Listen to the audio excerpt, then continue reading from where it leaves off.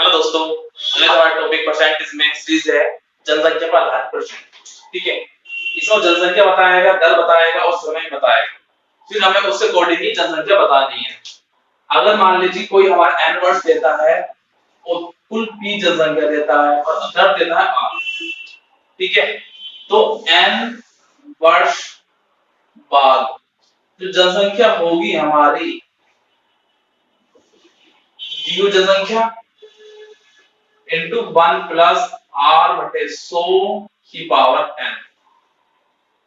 ठीक है, अगर n वर्ष पूर्व की बात करता है कि n वर्ष पूर्व जनसंख्या क्या होगी, तब क्या हो जाएगा दी जनसंख्या p प्रेजेंट की और 1 प्लस r अपॉन 100 की पावर माइनस n। बाद की बात करता है जो समय प्लस में रहेगा, पूर्व की बात करता है समय माइनस में हो जाएगा। या सिंपल शब्द में क्या करता हूं p अपॉन 1 प्लस r बटे 100 की पावर। ठीक है, अगर वो दो समय देता है, दो अलग अलग समय के लिए बात करता है कि पहले साल इतनी थी दूसरे साल इतनी है, तब जनसंख्या की बात करता है, तो तब जनसंख्या हमारी होगी पूर्व जनसंख्या 1 प्लस r बटे 100 n1 इंटू 1 प्लस r बटे 100 n2।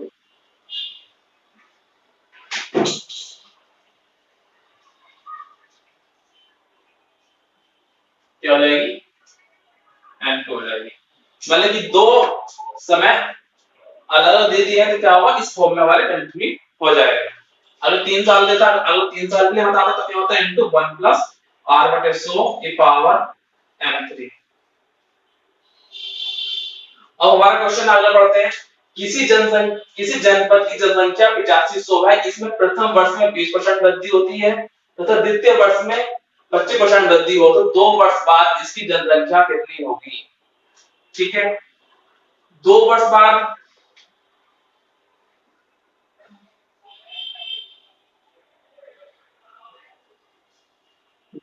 जनसंख्या कह रहा है, दो अलग अलग समय दे रहा है, दो दर अलग अलग दे रहा है, तो क्या हो जाएगा ये, तो कितना होगा p इंटू p कितना हमारा 8500 1 प्लस r1 कितनी दे रखी 20% इंटू 1 प्लस दूसरी r कितनी दे रखी है 25 बटे 100। ठीक,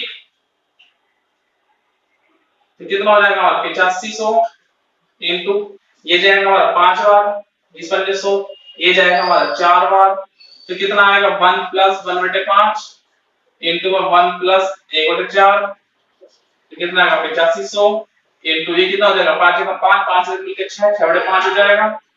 इसी तरह से 4 का 4 4 प्लस 1 कितना हो गया 5 बटे 4 हो गया, इस 5 से 5 कटा। ठीक, और ये जाएगा हमारा 2, ये जाएगा 3 और ये 2 से हमारा 8500 कितनी बार जाएगा 2 चौक 8 2 3 4 2 5 10 यानी 2250 इंटू 3।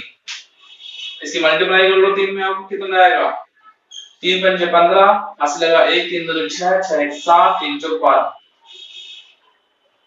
तो प्रथम वर्ष 20% की दर से और द्वितीय वर्ष 25% की दर से 2 वर्ष बाद जो जनसंख्या होगी वो होगी हमारी 12750। हमारा अगला सवाल है, किसी संपत्ति का मूल्य प्रति वर्ष उसके प्रारंभिक वर्ष की तुलना में 10% कम हो जाता है। यदि संपत्ति का वर्तमान मूल्य 81,000 रुपए हो तो 2 वर्ष बाद उसका मूल्य क्या होगा।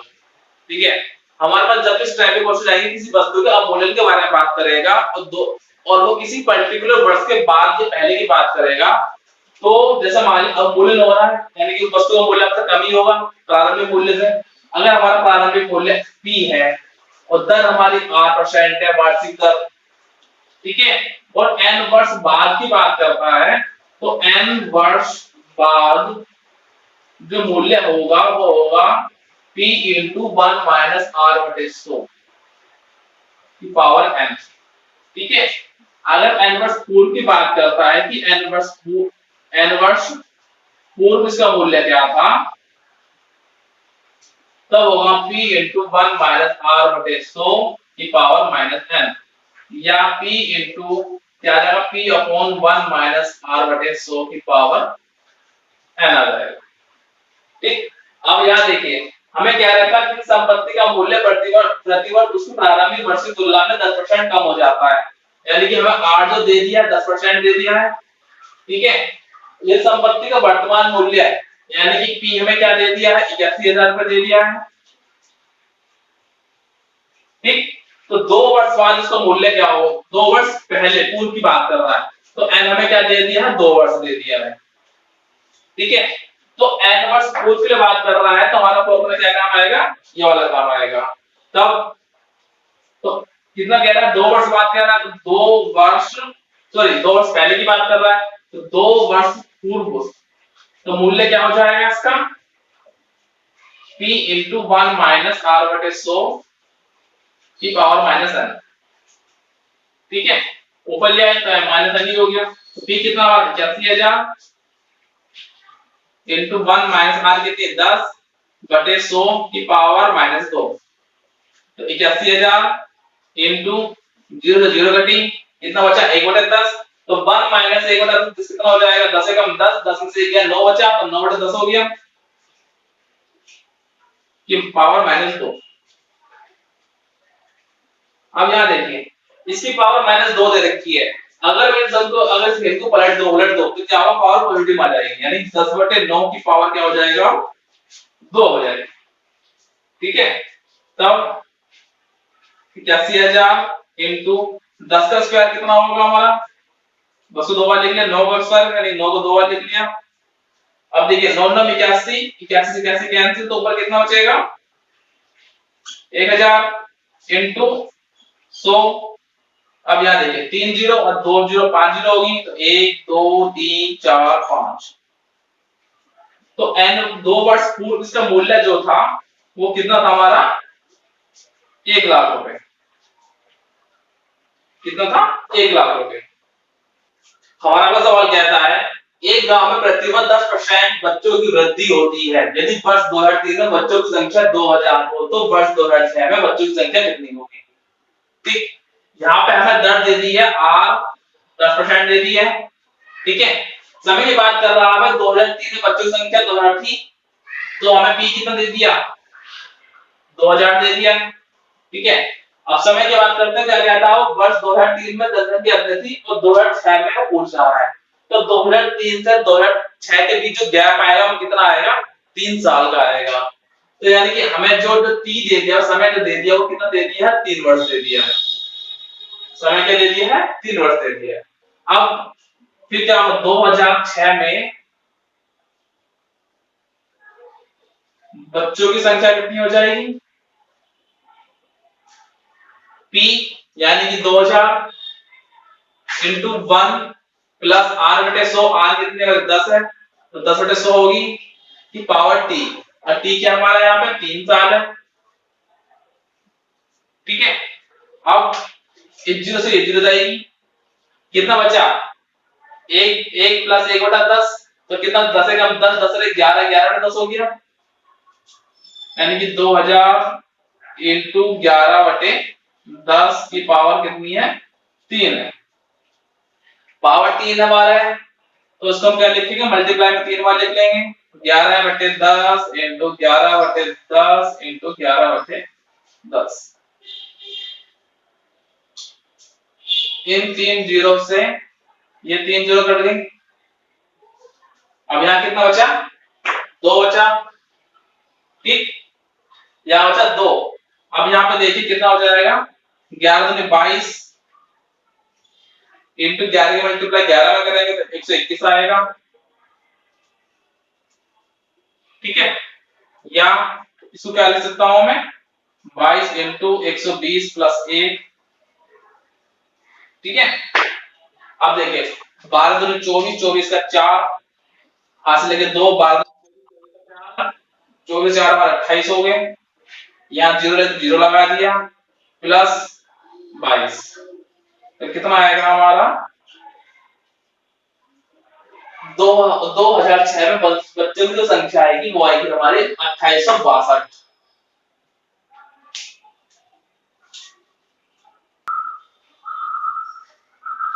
हमारा अगला सवाल है किसी कस्बे की जनसंख्या में पहले वर्ष 5% की वृद्धि हुई तथा दूसरे वर्ष 5% की कमी हुई, यदि दूसरे वर्ष के अंत में इसकी जनसंख्या 7980 हो तो प्रारंभ में इसकी जनसंख्या कितनी थी, यानी कि पहले वर्ष के प्रारंभ की बात कर रहा है।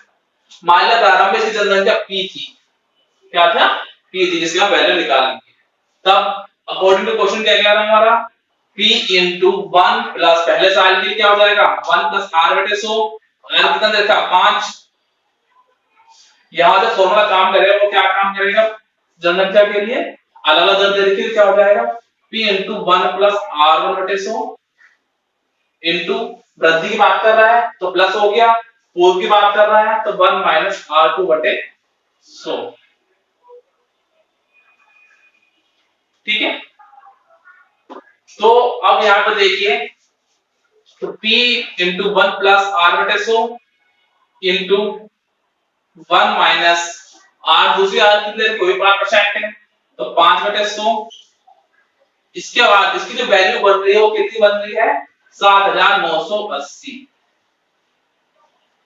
ठीक है, ये चीज तो कह रहा है कि पहले साल वृद्धि हो रही है, दूसरे साल क्या हो रही है कमी हो रही है, और होने के बाद अंत में क्या आ रही है जनसंख्या इतनी आ रही है। तो प्रारंभ की पूजा प्रारंभ में क्या थी। ठीक है,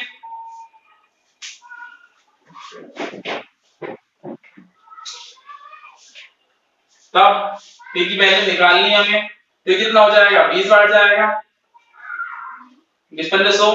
इसकी वैल्यू क्या आ गई 1 बटा 20 होगी, यहाँ 1 रह गया। इसी तरह से यहाँ पे क्या आएगा 1 बटा 20 हो गया। ठीक है, तो यहाँ पे क्या हो जाएगा 20 से कम 20, 20 प्लस 1 तो 21 बटा 20, और यहाँ कितना हो जाएगा 20 से कम 20, 20 माइनस 1 तो क्या हो गया 19 बटा 20 बराबर 7980, 7980। ठीक, अब ये दोनों हमारे बटे में तो गुणा में जाएंगे और ये हमारे गुणा में तो बटे में जाएंगे क्रॉस मल्टीप्लाई मेथड से। तो p इक्वल किसके आ जाएगा 7980 into 20 into 20 upon 21 into 19। 7980 into 2 से 4, 400 हो गया बटे ये कितना आ जाएगा हमारा 19 का 19, 19 का 9, हासिल लगा 1, 19 दूनी 38, 38 और 1 हमारा कितना हो जाएगा 39 हो जाएगा। ठीक है, अब 399 हो गया हमारा, 399 की मल्टीप्लाई और डिवाइड करेंगे इसको तो ये जाएगा हमारा 2 बार, 0 ले तो 0 लगा देंगे इनटू 400 हो गया, बच्चों 8 तो 3 0 ले तो 3 0 लगा दिया हमने। तो प्रारंभ में हमारी जनसंख्या कितनी आ जाएगी 8000, ये हमारा क्या आ जाएगा आंसर हो जाएगा।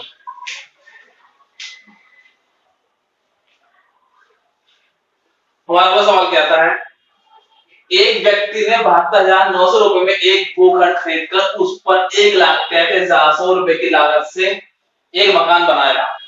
यदि भूखंड के मूल्य में 10% वार्षिक दर से वृद्धि हो तथा बिल्डिंग के मूल्य में 10% वार्षिक दर से कमी हो तो कितने समय बाद दोनों का मूल्य समान हो जाएगा। अब यहाँ पे एक चीज कौन लोग कह रहा है कितने समय बाद दोनों का मूल्य समान हो जाएगा, यानी कि जो समय है वो दोनों के लिए बराबर कह रहा है, कौन समय की बात कर रहा है। ठीक है, लेकिन साथ में वो ये भी कह रहा है कि कितने समय के बाद दोनों का मूल्य बराबर हो जाएगा, मतलब भूखंड का अलग मूल्य जो होगा उतने समय के बाद और इतने ही समय के बाद जो समय दे रखा है वो इसमें मतलब जो पर्टिकुलर समय दे रखा है इतने ही समय के बाद इसकी जो लागत है वो दोनों आपस में क्या है बराबर हो जाएगी। अब यहाँ पे देखिए, यहाँ पे हमारा क्या दे दिया P1 हमें दे दिया 72,900, R1 कितनी दे दिया हमें 10%। इसी तरह से P2 दे दिया हमें 1,33,100 और R2 के दे दी वो भी 10% दे दी। ठीक है, वृद्धि के लिए क्या होगा P इंटू 1 प्लस R बटे 100 की पावर n, और दर कमी हो रही है तो कमी के बाद क्या मूल्य बनता है उसके लिए क्या फॉर्मूला होगा 1 माइनस R बटे 100 की पावर n। ठीक, तो तब क्या हो जाएगा 7,900 इंटू 1 प्लस R कितना हमारा 10 बटे 100 की पावर n बराबर किसके हो जाएगा 1,33,100 इंटू 1 माइनस R कितना 10 बटे 100 की पावर n। दर हमारे अलग अलग हो गई है, एनवर्स बाद का मूल्य और एनवर्स 10% की वृद्धि के साथ मूल्य और एनवर्स 10% की वार्षिक कमी के साथ मूल्य के आपस में बराबर है। ठीक है, अब यहाँ देखो इन दो जीरो से ये जीरो चली जाएंगी, इस जीरो से ये जीरो गया और इस जीरो से ये गया, तो कितना आएगा 729 इंटू 10 एकम 10 और 11, तो 11/10 की पावर n बराबर कितना हो जाएगा 1331 इंटू 10 एकम 10 माइनस 9 10 माइनस 1 तो कितना 9/10 की पावर n। ठीक है, अब एक चीज है, इसको इसके बटे में लिख लो। अच्छा दूसरी चीज यहाँ पे है, अगर a अपॉन b की पावर n हो तो हम क्या लिख सकते हैं इसको a की पावर n अपॉन b की पावर n। ठीक है, तो इसी तरह से यहाँ पर क्या लिखेंगे 11 की पावर n बटे 10 की पावर n बराबर कितना हो गया 1331 बटे 729, ये बटे में आ गया, और इसको क्या लिखेंगे हम इनटू में 9 की पावर n बटे 10 की पावर n। ठीक है, अब यहाँ देखो 10 की पावर n बराबर में दूसरी साइड में क्या लिखा 10 की पावर n, दोनों चीज आपस में बटे में तो कैंसिल हो जाएंगी दोनों आपस में। ठीक है, अब इसके नीचे कुछ नहीं बचा, इसके नीचे कुछ नहीं बचा। अब ये जो हमारे इधर मल्टीप्लाई में है ये हमारा बटे में आ जाएगा, तो 11 बटे 11 की पावर n और 9 की पावर n बराबर कितना हो गया हमारा 1331 बटे 729। ठीक है, अब यहाँ देखो जरा ये जो रूप है किसका है इस चीज का, तो 11 बटे 9 को मैं क्या लिख सकता हूँ 11 बटे 9 की पावर n बराबर क्या लिख दिया मैंने 1331 बटे 729। ठीक है, अब यहाँ देखो 11 बटे 9 की पावर n बराबर किसके आ गया 1331 बटे 729 के, और हमारा ये जो 1331 है वो क्या होता है 11 का क्यूब और ये कितना होता है 9 का क्यूब, 729 क्या होता है 9 का क्यूब होता है। अब यानी कि हमारे 11 बटे 9 की पावर n बराबर आ गई 11 बटे 9 की पावर 3 के। जब बेस इक्वल है तो पावर क्या होगी आपस में इक्वल होंगी, तो इसलिए n की वैल्यू कितनी आ जाएगी 3, यानी 3 वर्ष। ठीक, तो कितने समय बाद दोनों का मूल्य समान हो जाएगा 3 वर्ष बाद दोनों का मूल्य आपस में समान हो जाएगा। हमारा वो सवाल है कि 72 बच्चे एक कक्षा में कतारों तथा स्तंभों में इस प्रकार खड़े हैं कि प्रत्येक कतार में बच्चों की संख्या प्रत्येक स्तंभ में बच्चों की संख्या से 12.5% अधिक है, तो प्रत्येक कतार में बच्चों की संख्या ज्ञात कीजिए। सबसे पहली बात कोई क्लास है, क्या कह रहा है कक्षा है। ठीक है, इसमें टोटल कितने हैं 72 है। ठीक, और वो कैसे बैठे हैं कतार से बैठे हैं, क्या बैठे हैं कतार से बैठे हैं। कतार कितनी है, अब क्या है इस कतार ये कतार है, इस कतार में कितने बच्चे एक कतार में m बच्चे बैठते हैं और n स्तंभ है। अब कितने पंक्ति है 1 2 3 4। ठीक है, तो m इंटू n क्या है 72 दे रखा है इसने, कुल कतार में बच्चे इंटू टोटल स्तंभ क्या दे दिया 72 दे दिया इसने। ठीक है, अब बात करते हैं वो कह रहा है कि प्रत्येक कतार में बच्चों की संख्या प्रत्येक स्तंभ में बच्चों की संख्या से 12.5% अधिक है। किस अधिक बता रहा है वो स्तंभ में बच्चों की संख्या से बता रहा है। तो सबसे पहले हम क्या करेंगे स्तंभ में बच्चों की संख्या ही मान लेते हैं कितनी है। स्तंभ में बच्चों की संख्या का मतलब ये जो स्तंभ है इस स्तंभ में जो बच्चों की संख्या इस एक के अंदर इस पूरे लाइन में कितने बच्चे आ रहे हैं इसकी बात कर रहा हूं। तो मान लिया